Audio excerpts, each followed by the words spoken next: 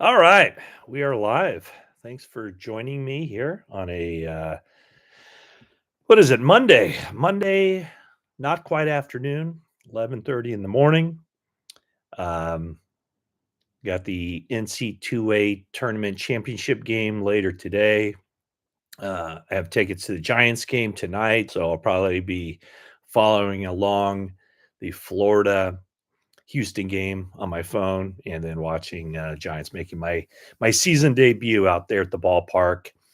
But it's also football season because it's always football season. I want to thank you for joining this 49ers Q&A. So we see some people moving into the chat room.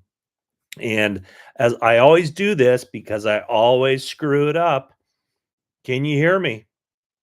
And if you can hear me, if I get a few thumbs up or a few yeses, I'll just plow on. Well, I will anyway, but usually when you don't hear me, that's when I start getting the comments. Okay, great, everybody's hearing me. That's awesome. I think I'm not sure if my mic is on, but the built-in is just fine, I'm sure.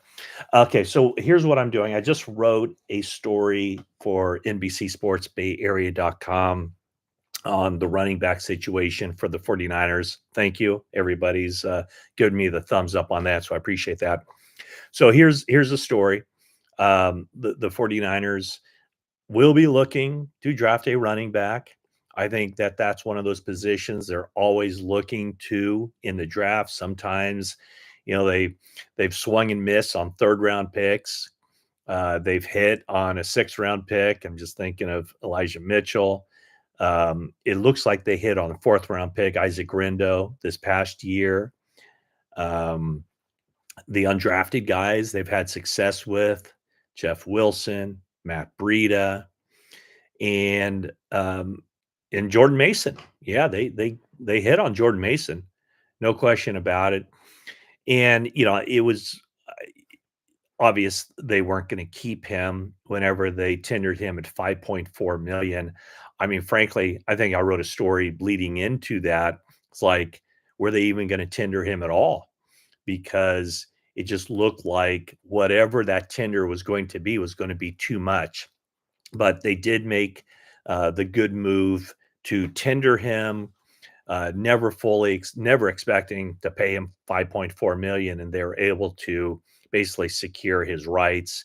And then the Vikings came forward in a trade, so they got some draft capital out of that. But right now, Christian McCaffrey, they're optimistic that he's going to be healthy, that he is healthy, and so they right now their depth chart is Christian McCaffrey at as a starter, Isaac Grindo as the backup, and then Patrick Taylor is the third guy, and then they'll probably, and it looks like they're thinking about it, or they will keep that door open toward adding a running back in the draft, and then there'll be competition. They also have the draft pick, the recent draft pick from the Jets, who's coming over. Um, and why can't I think of his name? Um, Abanaconda, right? Abanakandi, Abanaconda, Israel Abanaconda, who was a draft pick um, of the Jets in 2023. He played a little bit as a rookie, but did not even see action, not with the Jets and not with the 49ers last season. So that's a guy that's going to be going to have a hard time, I think, making the team. What do we got here? Looks like I got a little bit confused there because I clicked on the wrong link. And now I see myself. Okay, here we go. All right. So here's the other thing I did. So I wrote about the running backs at NBCSportsBayArea.com. I'm also putting together my draft, my mock draft 5.0. And just to refresh your memory, because I'm sure you don't have it committed to memory, but in mock draft 1.0, I had the 49ers taking Shamar Stewart. edge rusher, really talented guy, really physically gifted guy from Texas A&M. In my 2.0, I had the 49ers taking Tyler Warren, the tight end from Penn State. 3.0, Armand Membu, offensive lineman from Missouri. And 4.0, Jalen Walker, the stack linebacker slash edge rusher from Georgia. So, what do Warren, Membu, and Walker have in common? When I'm going through this mock draft, I have all three of those guys off the board before the 49ers select. So, as I'm going through my mock draft, I already know who I'm going to have the 49ers taking. I'm not going to reveal that now because that doesn't come out until Wednesday, but I have to have it done either later today or some point tomorrow. So I have here's the first 10 picks in my mock draft. Cam Ward, number one. Um, I've Abdul Carter, number two, going to Cleveland. Travis Hunter, number three, to the Giants. Mimbu, four, to New England to protect Drake May. Mason Graham, number five, to Jacksonville. And I considered, like last week when I sent in, or I told one of my bosses, Ollie, I said, hey, I think I'm going to have the 49ers taking Mason Graham at number 11. And then just the more I think about it, um, I mean, I guess I could see him falling, but I don't think so. So I have him going five now to Jacksonville. Genty going to the Raiders at number six. That seems to be a really popular pick. Um, Will Campbell going seven to the Jets. Walker going eight to Carolina. Then I have Shador Sanders going number nine to the Saints. And I did have an interesting conversation with somebody at the NFL owners meetings, and somebody not affiliated with the 49ers, but somebody who you know the name, you know the person. I'm not going to tell you who it was, but we were talking about it, and this guy's really studied the quarterbacks. He's not affiliated with any team. He's not a beat reporter, anything like that. Um, and he said that he thought uh, that a lot of teams just wouldn't be all that blown away by Shedeur Sanders. That the athleticism, the arm, the just whatever, the playmaking wasn't there. And he thought that there would be some teams that might even think that Jackson Dart would be ahead of him on their ranking of the quarterbacks. Anyway, for this exercise, I have Sanders going nine to the Saints, second quarterback off the board.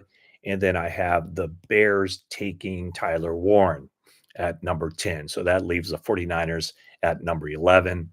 And we'll see. Who would you? I'll ask that question right here and put it in the comments section. If the first 10 are Ward Carter Hunter, Membu Graham Genty, Campbell Walker Sanders, and Warren, who would you have the 49ers selecting at number 11 overall? So those are the ground rules that we're playing with. And so I'd love to hear what you have to say. Some of you will be, somebody comes in and says, I want to pick at 11. Well, it takes two to tango. And usually at 11, there aren't too many people going up to get number 11. And most of the time, if a team tries to trade up for somebody, they're trading up for a quarterback. So 49ers have tried or been open to trading in the past. That first round draft pick, oftentimes it just doesn't happen because I don't think that with those 10 that I just mentioned, who's going to trade up to get somebody? Maybe there is somebody out there. Um, with Dallas picking at 12, would a team trade up to 11 to jump Dallas to get their top wide receiver? Would a team trade up with Dallas or trade up ahead of Dallas to end up taking a running back, O'Marion Hampton, perhaps. So those would be the spots or edge rusher, I don't know. Would there? So anyway, easier said than done. Trading back, very much easier said than done. Trading up, you can almost always trade up. There's always going to be someone there'll be a trade partner for you for trading up. It's just a matter of what's the price you're willing to pay. And this year, would a team be willing to trade up with Tennessee for that first overall pick? I'm sure, but I think the price of doing business would be really steep because it just kind of seems at this point that the Titans are locked in to Cam Ward at number 1 overall. Okay, so I'm going to now go up and start looking at the comments and start answering some of those and just kind of seeing what's on your mind. The headline of this live chat is Brock Purdy and draft, draft needs for the 49ers. So I'm sure there will be something with Brock Purdy. There's also, I think an interesting thing with George Kittle. When Trey McBride signs a contract with the Arizona Cardinals that pays him what 19 million a year on an extension, it just, makes you wonder what now is it going to take for the 49ers to sign George Kittle. And so Trey McBride is a really good player. And he is, 25 years old, 26 years old, whatever, right around there. Last year, he had a heck of a lot of catches, 111 catches, 1,100 yards. What did I say? 111 catches, 1,100 yards. Not a whole lot of TDs, but, clearly a really good player. Significantly younger than Kittle. Does Kittle get a contract over Trey McBride? You would think, right? I mean, Kittle doesn't have maybe the future that McBride has because Kittle is, 6, 7 years older than McBride, 5, 6 years older than McBride. Kittle's coming off a really good season, 78 catches, 1,100 yards himself, and 8 touchdowns. But the 49ers, if we look at their signing of players to extensions, I think where they've messed up is they haven't been proactive enough. I know they tried to get a deal done with Brandon Ayuk early in the offseason last year. They thought they had it done, and then some other guys signed their deals, and Ayuk, the word is Ayuk, didn't sign the deal that he agreed to and kind of pushed it back to the center of the table. But the 49ers had an opportunity last year to get something done with Ayuk, and they should have just closed the deal and gotten it done, and they wouldn't have had all the issues that they had throughout the offseason and carrying into training camp, and you never know what would have happened. But, if he's in better physical condition, he gets off to a better start. The injuries are the injuries, but you never know what would have happened. But certainly the 49ers could have saved themselves money by getting that deal done. And with Kittle, it was kind of the same thing where, after the season was over and we're talking to John Lynch at the NFL Scouting Combine, kind of the first things on their plate was free agency. Their one target in free agency was Dre Greenlaw. They wanted to get something done with him. They weren't able to close that deal for a variety of reasons, I suppose. And now the next up on their plate is Brock Purdy. But I do think, there's no reason you just don't work on one deal at a time. You're working multiple tracks to get something done. And they did have an opportunity to get something done with Kittle before Trey McBride's contract came in. And so now, I mean, if you're George Kittle, are you settling for anything less than 20 million a year? Whereas, might not have taken that much to sign him before McBride's contract. So it just seems like the longer you wait, the more you pay. And it never works the other way. It the teams that strike first in free agency, not necessarily in free agency, but when it comes to extending your own guys, that's where there is give and take, and you can get a better deal rather than waiting and waiting and waiting, and then seeing what happens. Um, Along those lines, kind of along those lines, but Brandon Ayuk. One of the things I kept hearing and I heard it from 49ers people and I heard it from non 49ers people, is that the Brandon Ayuk contract, there really were no takers. There were some teams that kind of reached out to the 49ers to kind of see what was going on with Ayuk. But once April 1st passed and that $22.85 million option bonus kicked in, of course, the 49ers aren't going to trade him now because they just paid him that much money. And no other team was going to jump in at that point or after that. But one of the things that I kept hearing was if Ayuk returns to form and plays well, then all of a sudden that contract, which right now kind of looks like an albatross, it's going to flip, and the Friars will be able to get him at an under market or have him at an under market price because that market, the wide receiver market, continues to rise and the salary cap continues to rise. So um, we'll see how that plays out, but the big money for that contract doesn't kick in a few years. I guess one other thing in talking about wide receivers, the guy I have now taking at the number 3 overall spot is Travis Hunter, and it really seems to be no question among NFL people that his best spot, the spot where he should be playing for whoever he plays for, is wide receiver over cornerback. The wide receiver market is just so valuable, which is something I don't understand.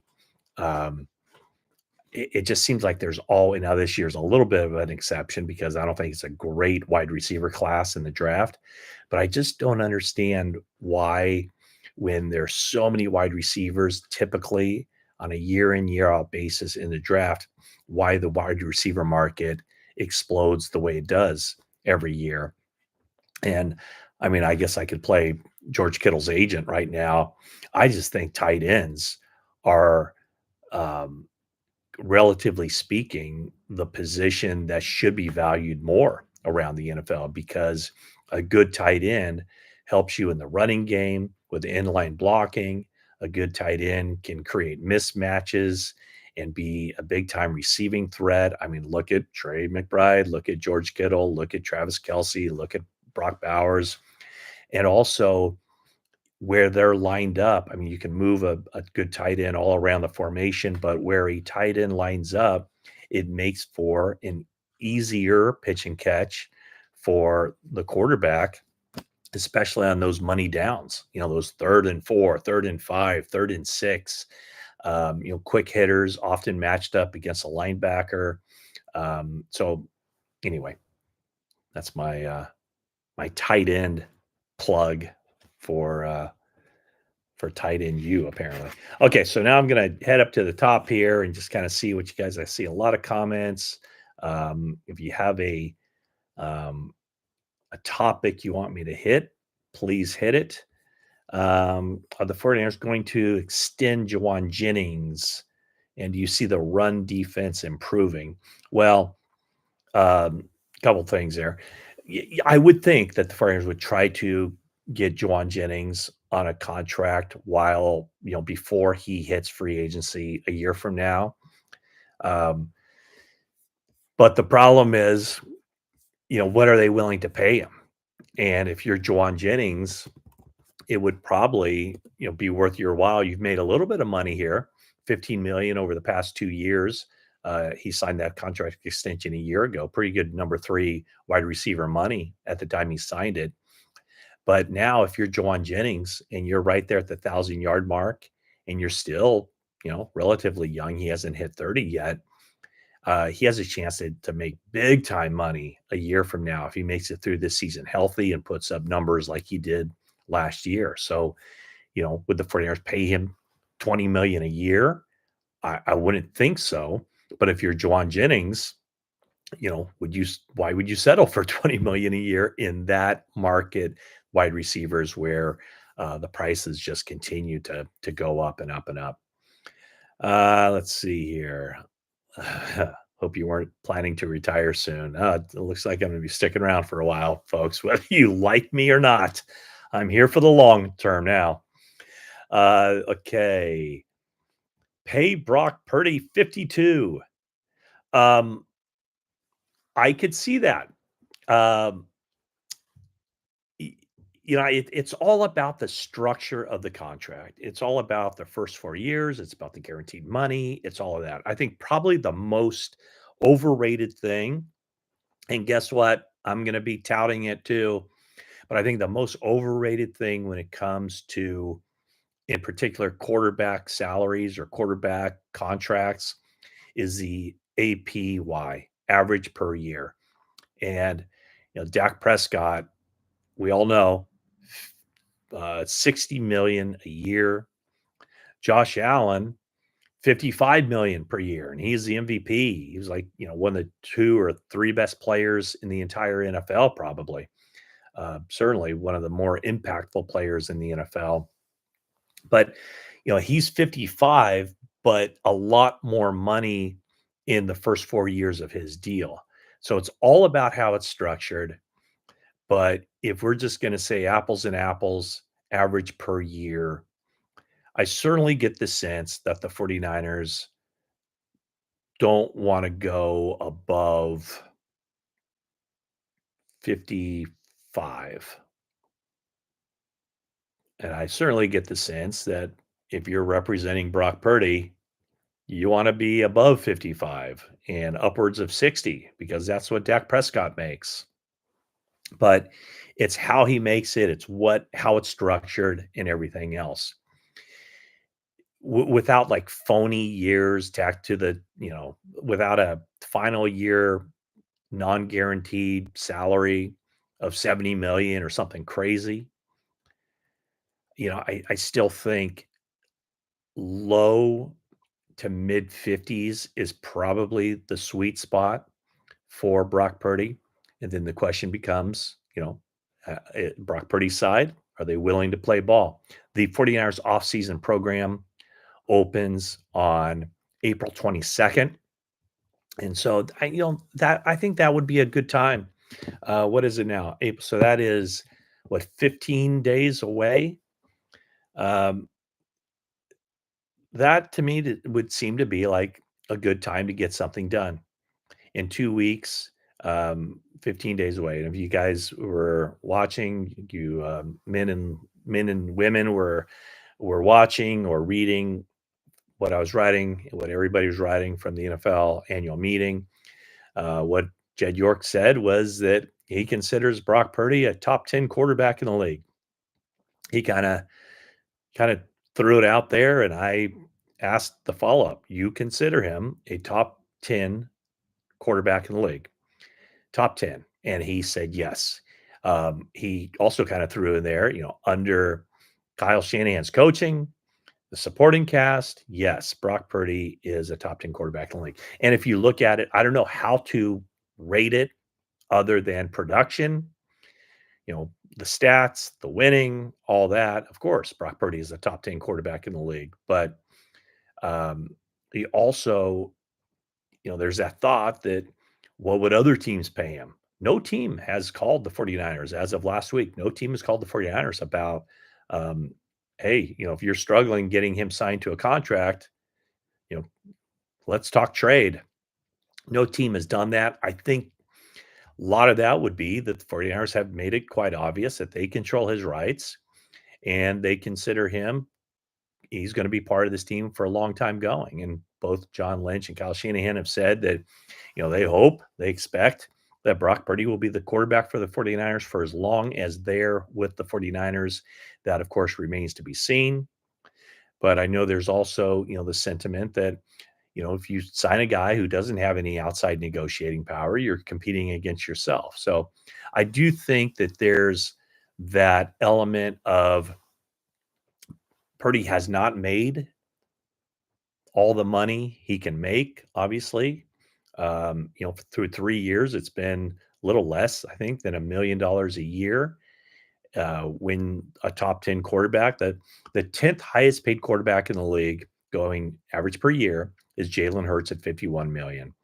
So when a quarterback has been making quarterback playing at a high level, fifth in the or fourth in the MVP voting of 2023, um, you know, we'll count the game where he got his elbow ripped off, 4-2 in the postseason,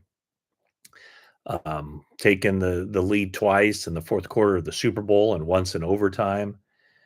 The rally from a 17-point deficit at halftime in the NFC Championship game, all those things. So a lot of reasons why Brock Purdy should get paid. He will get paid. He will be the highest paid player in 49ers franchise history. The question is there some give and take there? One thing I think the 49ers believe is that it's almost like NIL, in college. Not only will the 49ers be paying Brock Purdy, whatever that number is, but they also believe that as the face of the franchise of the 49ers and in the Bay Area, that will lend itself to a lot of opportunities off the field that he can cash in on. It's a big deal, kind of a big deal for a quarterback to be, the franchise quarterback of the 49ers. And so I know he already has what John Deere, Toyota. He has some endorsement opportunities, and they would expect once he signs a new deal with the 49ers to keep him around for the foreseeable future, that there will be a significant number of other opportunities for him. Maybe he takes 3 million, 4 million less per year to sign with the 49ers this offseason.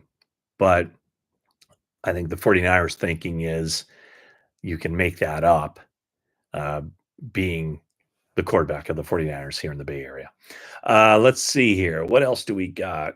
What are the chances the 49ers drop back into the 20s? I don't think there are very good chances of that just because of what I mentioned. You need a team that really, really wants somebody to go get them. And I don't know who that player would be that a team would say, that's the guy we want. You know, well, let's just look at this. Let's just say a team wants an edge rusher at number 11. We're going to trade up, with the 49ers to get that edge rusher we really want. But aren't a lot of these guys, now I'm not going to say the same player, but, is there a huge difference between Mike Green and James Pierce and Shamar Stewart and Michael Williams? You get the idea. Let's see here. Tukes, Vegas. Great reporting. Thank you. Why does it seem like Lynch hasn't learned from Ayuk delays and haven't gotten Purdy contract done yet? Well, I would say this. I just mentioned, I think the Kittle thing, they need to get done. There's not a huge pressing need for Purdy other than just to kind of stabilize the organization.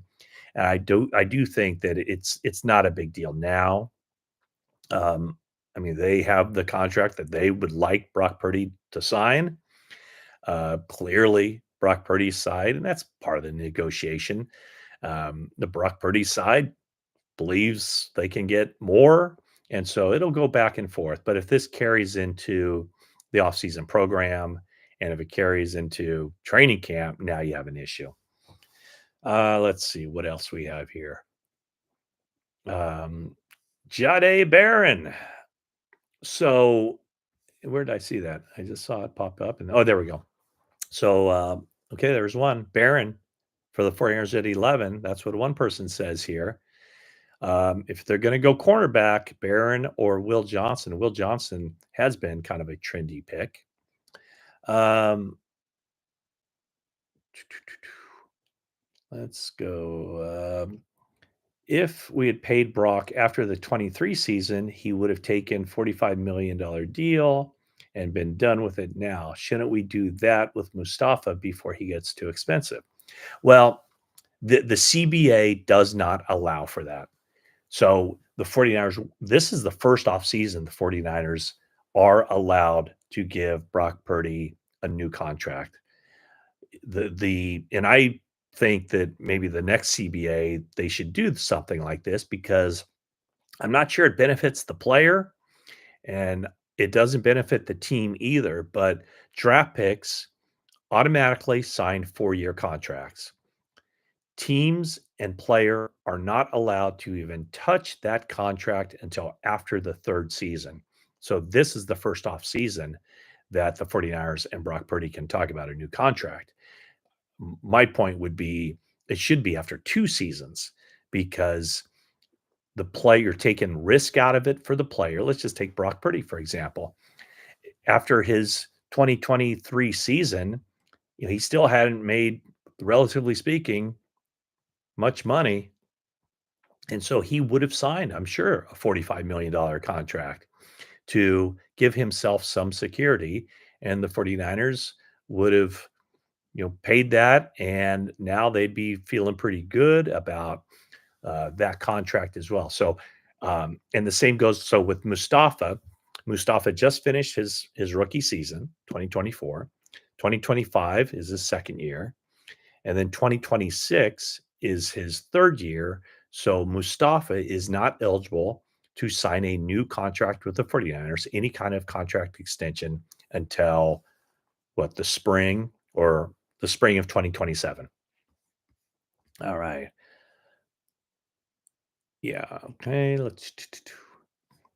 Now, some people chimed in with explaining what I just did. What we got here? What's happening? Okay, here we go. Are the 49ers playing in a foreign country this season?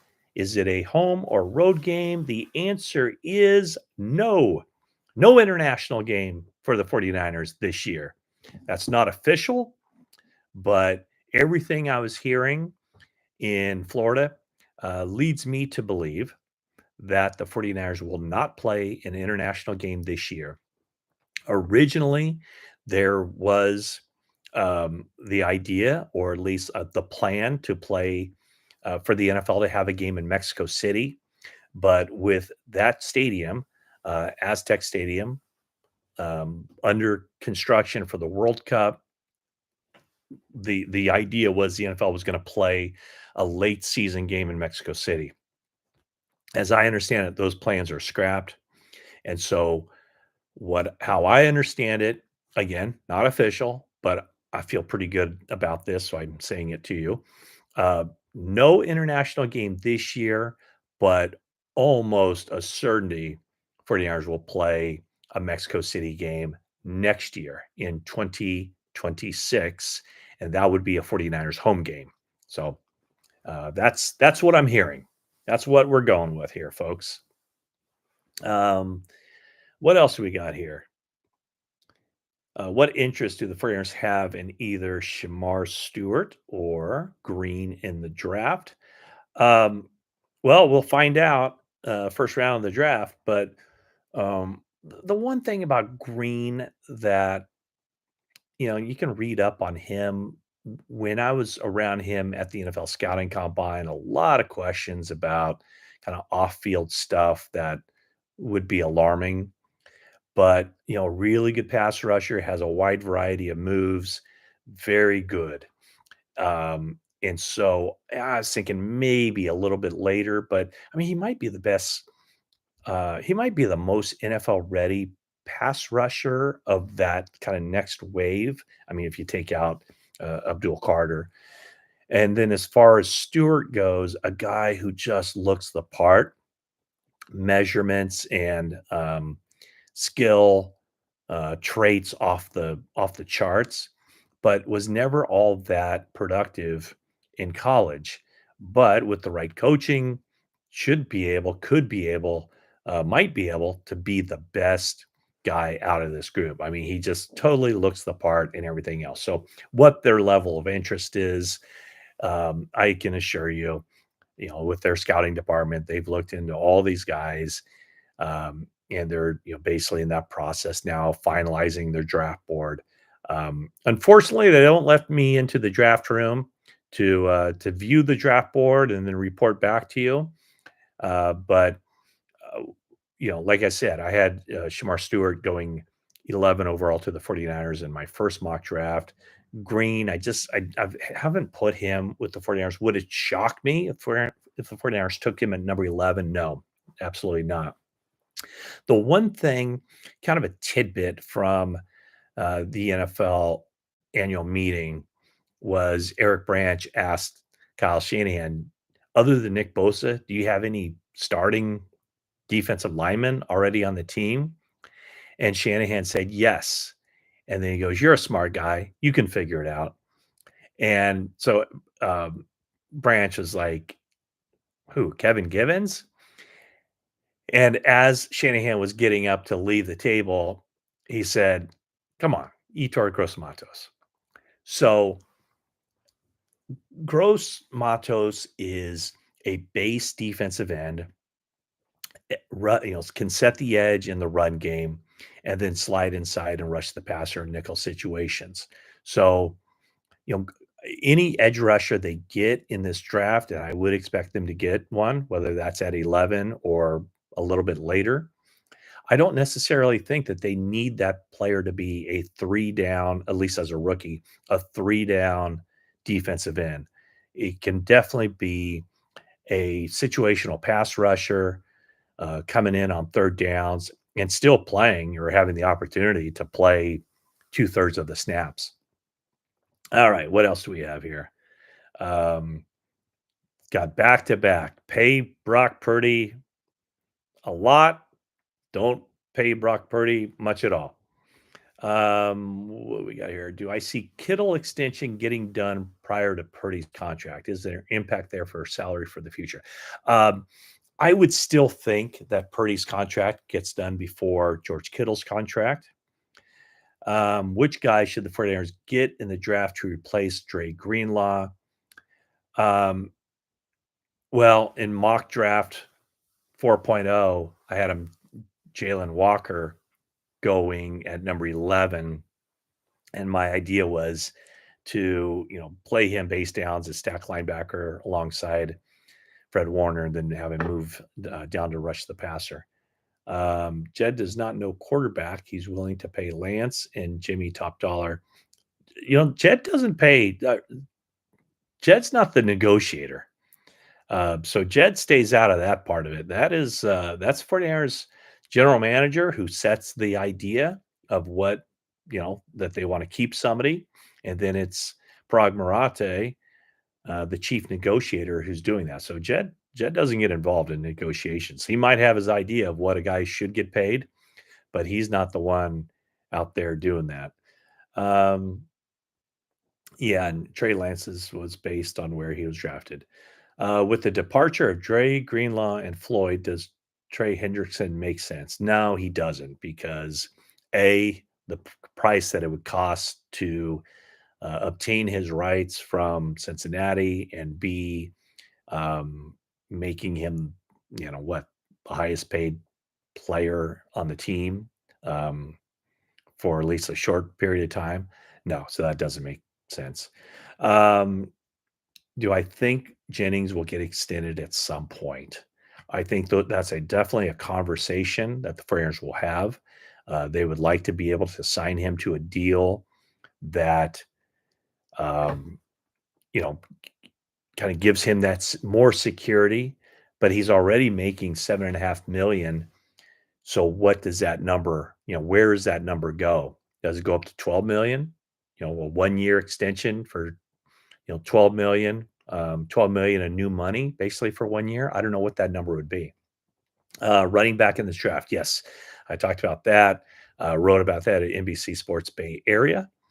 Um, did Ohio State throw the ball to Luke Farrell, or was he just a blocker? Basically, just a blocker. And that's something that, Shanahan talked at length about that, why it's important to have a number two, blocking tight end, and it just helps with the run game. It helps um, being able to block, guy being able to block defensive ends, and just for the balance of the offense. That's a big deal in his mind. But as far as Luke Farrell goes, he played 4 years at Ohio State. He caught a total of 34 passes in his career there, 20 of which came when he was a sophomore. So um, his final 2 seasons at Ohio State, played 21 games and only caught 12 passes in those games. So no, he's not a pass catching tight end. Never really has been. Let's see. Do you think any center on the roster has a chance to beat out Brindle? My answer, and you're not going to like it, is no. I do not think that any guy currently on. I don't think Jake Brindle is being replaced at center. Um, that's my belief based on asking John Lynch and Kyle Shanahan about that. So yes, I don't think that any center will do that. When was the last time the 49ers played in London? My years run together, but let's see, what year would it have been? Like 2013, I think it was. Sounds about right. They played. So I went to London twice. One year they played Denver. Another year they played Jacksonville. Um, but yeah, again, as I understand it, 49ers next international game will be in Mexico City next year. That's just my belief. And then down the line, 49ers have these international marketing rights in United Arab Emirates. And so Abu Dhabi in 2031, might even be sooner than that, but there's a chance.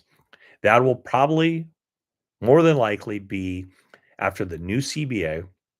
It'll be when the NFL goes to 18 regular season games with 2 bye weeks, but, I think it's gonna happen. Okay, will I be at the draft? My draft is in Santa Clara. That's where all the 49ers people are, so I will be in Santa Clara. If they had the only time I think I've been to the NFL draft was in 2019. It was in Nashville, and I was there. I was on Nick Bosa watch, so that's why I was there for that.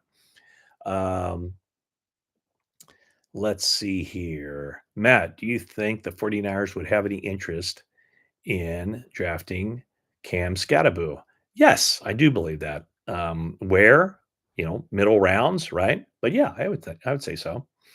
Didn't Lynch say they had other things to do before getting a Kittle extension? Exactly. That's the way I understand it as well. I think I said that. Um, let's see. Jed also is listening to the staff around him. Well, I mean, Jed doesn't do the contract negotiations. He's been pretty good about staying out of the football side of things. So yeah, no, he hired John Lynch, Kyle Shanahan. Shanahan hires his coaching staff. Lynch is in charge of the personnel department. Parag Marathe is the chief negotiator. Brian Hampton is also in with that crew. So um, Jed does not roll up his sleeves and get down to work. Now he can set the tone for. Here's an example. In 2023, when the 49ers felt like they were gonna, they had an opportunity to make a push, and they thought that Javon Hargrave was somebody that they wanted to go get. They did go to Jed York and say, "Hey, look, I know we're already spending this much on all these guys, and already have some of the highest priced players in the game, but we think Javon Hargrave can push us over the top. Um, we want to go get him." And Jed gave 49ers football decision makers, the green light to go sign Javon Hargrave. Um, let's see here. Here's one thing I didn't realize. The 2023 49ers offensive line was worse than in 2020 24 offensive line, and we beat the Eagles. I think that's right. I mean, the eyeball test tells me that as well. Um, I thought that the offensive line last year, I've said it before, I'll say it again. I thought the offensive line last year um, was was okay. Middle of the pack, a little bit better than middle of the pack. The numbers I've seen seem to bear that out.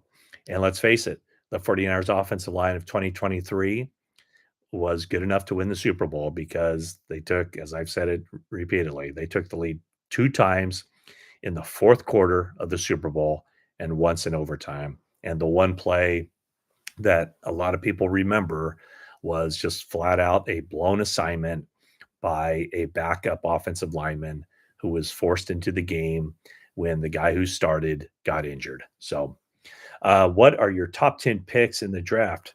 Um, I said it earlier, but I'll say it again. My top 10 picks in the draft are in this order. I'll just breeze through it. Cam Ward, Abdul Carter, Travis Hunter, Armand Mimbu, Mason Graham, Genty, Campbell, Walker, Sanders, Warren. So those are 10 guys right there, the top 10. Um, does Jed York undeservedly get a bad rap from 49er fans? Um, you know what? I can't say that. Everybody has their opinion. I will say this. I think that the idea that the 49ers are cheap, I don't think that that's accurate.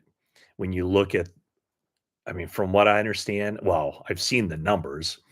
They regularly outspend teams in the league, and that's why they've gotten themselves into this position where this offseason they had to cut down on future costs because then they wouldn't be able to keep their roster together and keep, the high priced guys that they were able to keep. So a lot of focus on the guys who got away, but just keep in mind that they still have, they'll sign Brock Purdy to an extension, we all believe, but they still have McCaffrey and Kittle and Ayuk and Trent Williams and Bosa and Warner and Lenore. I mean, those are some high priced guys. So, um, in addition to that, what doesn't count against the salary cap is I think they might have the highest paid coaching staff in the league too. So, if the knock is that he's so cheap, I think that's a bad rap. But as far as the decision making or organizational philosophy, um, you know, everybody has their own opinion. Jed York doesn't need me, whatever, so um, backing him up or doing the opposite. So everybody, like I said, everybody has their own opinion. But it was very clear why they went about this offseason the way they did. And it was also very clear based on how they conducted their drafts of recent seasons that this was going to happen because they went ahead and got, in a lot of cases, the replacements for those guys. The one guy that they tried to keep but weren't able to keep was Dre Greenlaw. But by not getting this, I mean, they would rather have Dre Greenlaw. They wanted him quite clearly. They wanted him because they actually ended up offering him a deal that exceeded what the Broncos were going to pay him or what the Broncos did pay him. And then by not getting Greenlaw with that money the 49ers had budgeted for him, then they were able to bring back Kyle Juszczyk while also wiping off the future money that he would have counted against the cap. So it kind of looks like right now that Juszczyk is back not only for this year but for next year as well. Um, would you consider a long haul to thing? Good draft selection team to be competitive. Would you consider? Not quite sure. Good draft selection. The team would be competitive. Don't seem to be. Not quite sure I understand that question from Marcos. I will say this. I think this is what you're getting at. Right now, you know, the Seattle had a good season where they 10-7, made the playoffs. Actually, no, the other way around. The Rams are 10-7, made the playoffs. The Seahawks were 10-7, did not make the playoffs. I don't know that those teams are necessarily on the rise, and so it's the 49ers aren't a team that you just look at and you go, "Oh, there's no way they have a chance to compete in the NFC West." I think they do. Now, here's the if. It's a big if because it is an older roster and the top players, all the guys who got injured last year, are returning. But if they stay healthy, they should improve dramatically on that 6-11 season of last year. What else do we got here? With Ayuk not knowing when he returns, which round are they going to draft a wide receiver? Boy, I certainly would not think in a million years that they would draft a wide receiver with at number 11. So let's rule that one out, right? Second round at 43. I don't think so. I would think third round 75, third round 100, fourth round 113. I would think one of those picks, 75, 100, or 113. That would be my guesses on when they would look to take a wide receiver. Um, what position do you think the team is set on already? Well, quarterback with Purdy and Mac Jones. Um, they're going to take a running back, I would think, but it might be fifth or seventh round. Wide receiver, they need a wide receiver. Tight end, their top two guys are set, and I know I'm still like kind of, would they take a tight end at number 11? Would they take Tyler Warren there? It wouldn't shock me, but they're kind of set at tight end. Although I say it now, I'm talking myself out of it. I mean, Kittle is getting up there. Don't know how much longer he can play. And, they don't have a number, they don't have a, a pass catching tight end other than Kittle. So, no, okay, they're going to take some of there. Um, Offensive line, they need help. But here's the thing I'm going to warn you, don't necessarily expect them to select an offensive lineman who starts as a rookie. I'm just telling you. Now, if they take someone at 11, yes, but not a foregone conclusion, or not even close to a foregone conclusion that they end up selecting an offensive lineman who starts as a rookie. Defensive line, they need help there. Linebacker, they need help there. Cornerback, boy, I'm just going through it. I think they need help everywhere. Maybe they don't take a safety in this draft because they have Jair Brown, they have Malik Mustafa, they have Jason Pinnock. But I think cornerback, they can certainly take a corner there. It could be 11, could be Barron or Johnson, could be 43, could be 75, but they need help, either depth, top backups, or guys who can compete for starting jobs at just about every position. Um, what do we got here? How do I pick my sponsors? Well, I haven't had a sponsor. I'm going to probably go back to the brewery. I know those guys, but I don't have a process for sponsors, but I am open for sponsors. Um, it can't be anybody that competes against the sponsors at NBC Sports Bay Area. But yeah, if you know anybody who wants to sponsor this YouTube channel, have them get in touch with me. Let's see what else we have here. Have the 49ers upgraded their training recovery staff? Not to my knowledge. I don't think they've made any changes there. Some don't think Will Johnson would be picked at 11 because of her past history in drafting a cornerback. How true do you think that is? Well, I don't know if it's a past history of drafting cornerbacks, but I do think that cornerbacks are really difficult to find in the draft. And that's a very much a hit or miss position. Now, with Johnson, I would say probably the bigger concern is, the injury situation, that limited him last year. Um, 11 holes of need to fill, kind of. Um, are we not how many likes do we have? We only have 46 likes? Hey, we have 101 people in this room. Let's start seeing the likes. Yeah, only 46 right now. That's right. Thank you, Jay, for, pointing that out. Gotta get some likes up there. There's 47. I'm not gonna do the play-by-play, but I'm gonna definitely there we go, 49. Thank you, everybody. Okay, who's your favorite defensive end for this draft for the 49ers?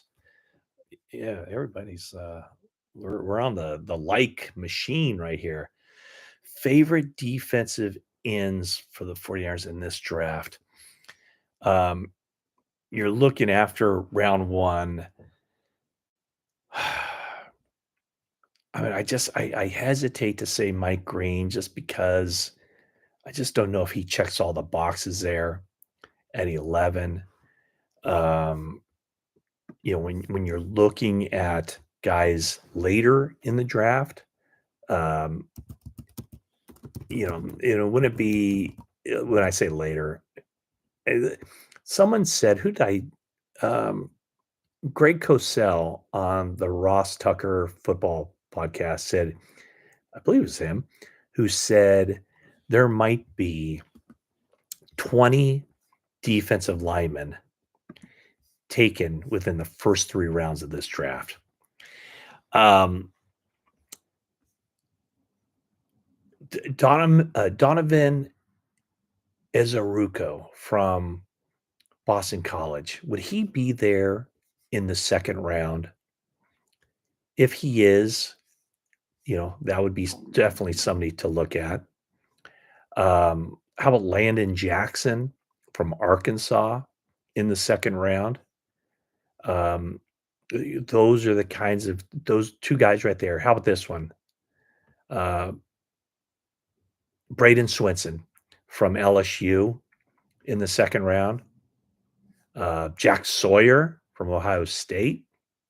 So those are some of the guys.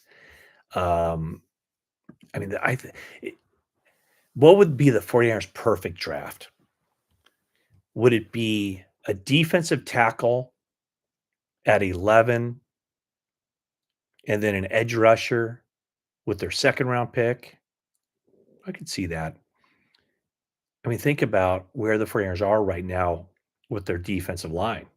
Right now, if they were to line up, their starting defensive line would be Nick Bosa and Yetur Gross-Matos on at the defensive end positions, Kevin Givens and Jordan Elliott at the defensive tackle positions. And then behind those guys, are um, not a super imposing group of backups. Evan Anderson is a guy that, yeah, he played well, but is he somebody that you're going to count on to be a frontline backup? Sam Okawanu, Kalia Davis, Robert Beal should be a guy that has to really earn his way on the roster this year. And then, I still kind of think with Drake Jackson, it's found money at this point, with that situation that he has that he's trying to come back from. It's, I don't think they can count on him in any way. All right. So what else do we have here? Um, why do I think cornerback could be an option at 11? Well, the reason would be that right now, I'm not sure that they have a legitimate third. I shouldn't say that. They don't. I don't know. I think they can improve on their third cornerback position. Is it Trey Brown? I know the 49ers said that they liked, some of those acquisitions, kind of the under the radar guy, but the cornerback that they added, Trey Brown from Seattle. When you think about the cornerback position, there's 3 guys that you need, and the third cornerback is on the field for those money downs. So that's why. But no, I agree. Renardo Green and Diarmador Lenore are the starters, but you need really good quality backups there. Anthony, thank you so much. I appreciate the kind words. Appreciate the kind words from Riza. Um, all right, I think we're winding down here, folks. I think that we're getting close to a wrap. We haven't gotten up to 100 likes, but that's all right. I don't need that for my ego. I'm just fine with 64. Um, yes, Evan Anderson does have potential. I think I mentioned him. Um, Lou, so Solid. Someone asked about Solid talking to the media.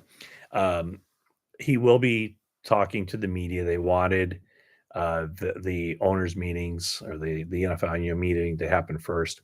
Um, what would be my questions that I would ask him?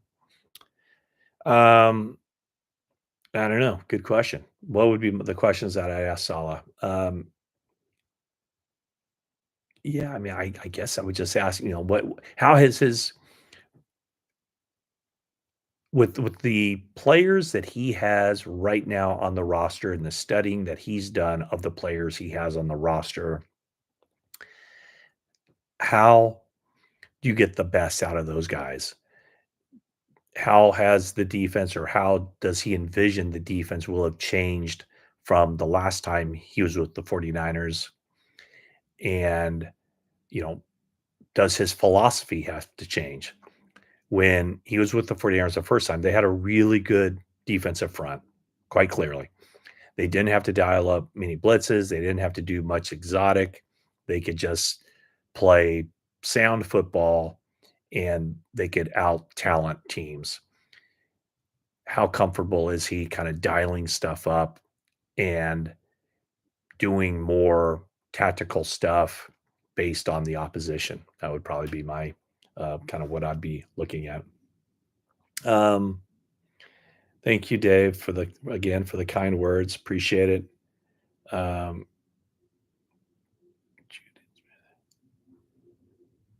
all right.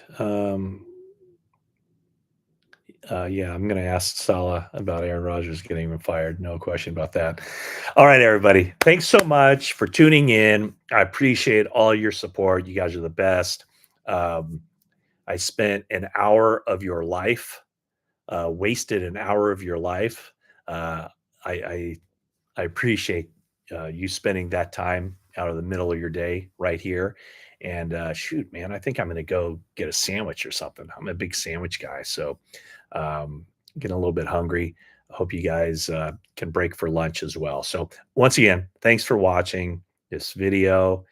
Subscribe if you haven't already. And yeah, you know what? That's it for now. Have a great rest of your day.